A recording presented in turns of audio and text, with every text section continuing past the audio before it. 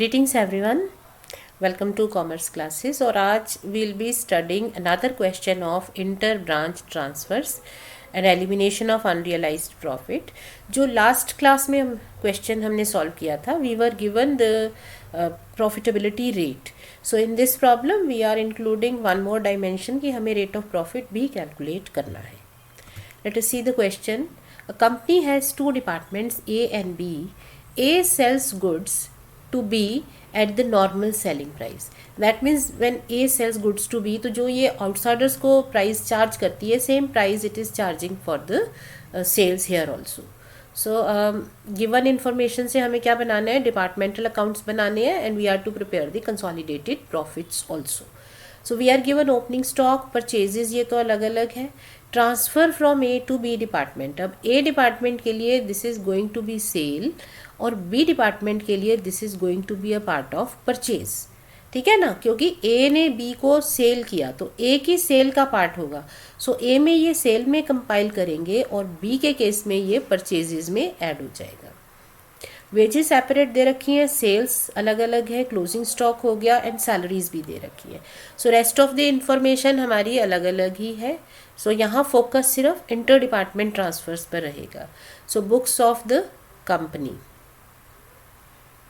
so we will be preparing trading and P&L account for the year. we are not given year, तो आप इसे छोड़ सकते हो, है ना। So simple trading and P&L account का हमारा फॉर्मेट है, उसी में ही we will be working. So starting with trading account, we know the format: opening stock plus purchases, direct expenses, closing stock, sales, है ना। so let us write opening stock हो गया A department, B department में 10,000 and nil.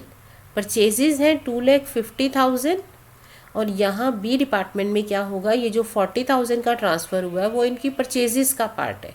So you can either right here 60,000 directly और एक note दे दो, the purchases of B department includes outside purchases 20,000 and purchase from department A, जो आपने A department से खरीदा 40,000। तो इस तरह से ये परचेजेस बनी है। सिमिलरली दूसरी साइड हम लिखेंगे सेल्स और closing stock, but before that wages दे रखी हैं। सो वेजेस होती हैं आपकी डायरेक्ट एक्सपेंसेस। सो वेजेस हमें अलग अलग दे रखी हैं, तो that can be taken as it is.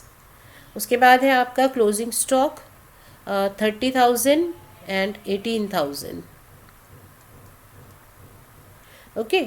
And sales are 82,000 here. But A department के लिए क्या होगा कि उन्होंने B को भी सेल किया, तो इनकी सेल हो जाएगी 3,20,000। ठीक है। सो अब आप ग्रॉस प्रॉफिट सॉल्व कर लो। Again when you are clubbing the two things, यहाँ एक नोट दे सकते हो, number 2, sales of department A includes sales to outsiders 20,000 and to B department. इन्होंने B डिपार्टमेंट को सेल की है 40,000 की। अच्छा नहीं, इनकी सेल्स कितनी है, सॉरी, इनकी अपनी सेल्स हैं 2,80,000 की। A डिपार्टमेंट ने B को 2,80,000 की सेल की है। सो 3,20,000 हो गई इनकी टोटल सेल्स। सो अब यहाँ ग्रॉस प्रॉफिट होता है difference of the two sides, उसमें तो कोई दिक्कत नहीं है, that can be easily done, isn't it. So तुम्हारा आ जाएगा gross profit 25,000 for department B and for this department 80,000, okay.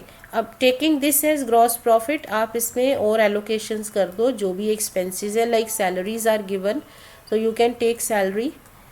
हमारे जो फेयरली सिंपल क्वेश्चंस होते हैं डिपार्टमेंटल अकाउंटिंग में, एक ही चीज़ पे फोकस रखा है, फोकस यहाँ पर है इंटर डिपार्टमेंट ट्रांसफ़र पर। So that is why we are not given, हमें बहुत सारे एक्सपेंसेस नहीं दिए कि हम उनका बेस ढूंढें और एलोकेशन करें। ठीक है। सो नेट प्रॉफिट कितना आ जाएगा, 70,000 एंड 20,000। ठीक है। अब आप अगर रेट निकालना चाहते हो, रेट ऑफ ग्रॉस प्रॉफिट, क्योंकि ट्रेड का प्रॉफिट ग्रॉस प्रॉफिट होता है, तो ये क्या होता है, gross profit upon sales into 100. So for A department it is gross profit is 80, sales are 320, सो 25%. बी डिपार्टमेंट का भी अगर आप सॉल्व करना चाहो तो आप कर सकते हो, ठीक है. So this is going to be around 32%. Okay, so ये रेट हो गए इनके प्रॉफिट के. But we don't need to calculate both, we will calculate only the one which we need. अब जब आप कंसोलिडेटेड स्टेटमेंट बनाना चाहते हो, कंसोलिडेटेड P&L अकाउंट, सो इसमें आप जो नेट प्रॉफिट है डिपार्टमेंट ए एंड बी का लेंगे 70,000 एंड 20,000. बट इसमें जो इंटर डिपार्टमेंट ट्रांसफर्स हुए हैं उनका आपको अनरियलाइज्ड प्रॉफिट कैंसिल करना है. So stock reserve unrealised profit on inter department transfers. तो यहाँ देखो ए डिपार्टमेंट ने जब बी को ट्रांसफ़र किए थे, कितना ट्रांसफ़र किया था, 40,000.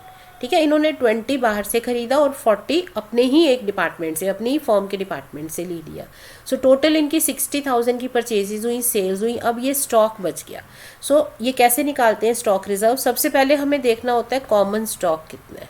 अब आपका क्वेश्चन साइलेंट है, your question is not telling you कि कॉमन कितना है. भाई ये जो स्टॉक आपके पास बच गया 18,000 का, इसमें से कितना स्टॉक ऐसा है which you had purchase from outsiders, क्योंकि जब हम बाहर वाले से ख़रीदते हैं तो उसमें कोई प्रॉफिट का कंपोनेंट हमारा नहीं था. बट जब आपने एक इंटरनल पार्टी से ख़रीदा तो उसका प्रॉफिट का कंपोनेंट हटाना है. सो अगर आपका क्वेश्चन ये कह देता है, मान लो that half of the stock is from A department, तो हमारा कॉमन स्टॉक हो जाता है half. If your question says कि all stock is from the A department, तो सारा ले लेते. अब कुछ नहीं लिखा तो हम कॉमन कैसे सॉल्व कर सकते हैं, क्योंकि हमारे पास जो स्टॉक्स हैं उनकी रेशो कितनी है, 40 एंड 20. इसका मतलब आपके स्टॉक्स की रेशो है 2:1. तो जो भी स्टॉक है तो हम ये मान सकते हैं कि 1/3 बाहर से ख़रीदा हुआ है, 2/3 ए डिपार्टमेंट से आपने बाय किया है. तो आपका कॉमन स्टॉक जो है, इनका स्टॉक था 18,000, इसमें से 2/3 वी कैन एज्यूम कि कॉमन है. तो कितना हो गया कॉमन स्टॉक, 12,000. तो अब इस 12,000 के स्टॉक पर कितना प्रॉफिट है, कितना प्रॉफिट मतलब किसकी रेशो लें, ए की रेशो लें, बी की रेशो लें. कई बार क्वेश्चन में कंफ्यूज करने के लिए रेशो दोनों की दे दी, या हमने जैसे दोनों की सॉल्व कर ली, तो किसका प्रॉफिट कैंसिल करेंगे. तो आपको ये समझना है कि प्रॉफिट अर्न किसने किया था. सो हु अर्न प्रॉफिट, क्योंकि ए डिपार्टमेंट ने बी को सेल किया तो प्रॉफिट तो ए ने अर्न किया होगा ना. So A has earn the profit. So A की प्रॉफिट रेशो है 25%. सो यहाँ 25% आ गया 3,000.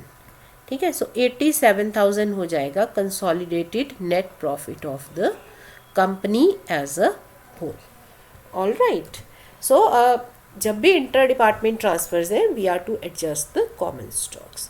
सो what we have done till now, हमारे पास डिपार्टमेंटल अकाउंटिंग में 3 तरह की एडजस्टमेंट थी. Number 1 was allocation of expenses, जिसमें हमने सूटेबल बेस लिया और एक्सपेंसेस बांट के यही ट्रेडिंग एंड P&L अकाउंट, यही अकाउंट जो है हमने बनाया है. बट उसमें फोकस कहाँ था कि हमें डिफरेंट एक्सपेंसेस दे रखे हैं और उनको सूटेबल बेसिस पे आपको एलोकेट करना था. दूसरा था आपका कैलकुलेशन ऑफ स्टॉक्स. जैसे अगर आपके डिपार्टमेंट की परचेजेस कलेक्टिव हो जाती हैं, सारे डिपार्टमेंट्स का इकट्ठा सामान आ जाता है, तो उसमें फिर कितना स्टॉक ए का है, कितना बी का है, कितना सी का है. सो कैलकुलेशन ऑफ स्टॉक हमारा सेकंड कैटेगरी थी. और थर्ड है आपका इंटर डिपार्टमेंट ट्रांसफर्स की एडजस्टमेंट्स, जिसमें हम जो लोडिंग पार्ट या अनरियलाइज प्रॉफिट है वो कैंसिल करते हैं. ऑल्दो बीकॉम ऑनर्स के लिए आई विल अगेन इंसिस्ट कि जो एलोकेशन है ये आपका मेन रहेगा. This is going to be important for your exams. So I hope the whole chapter is now clear. So stay learning and practicing, stay smiling. Thank you.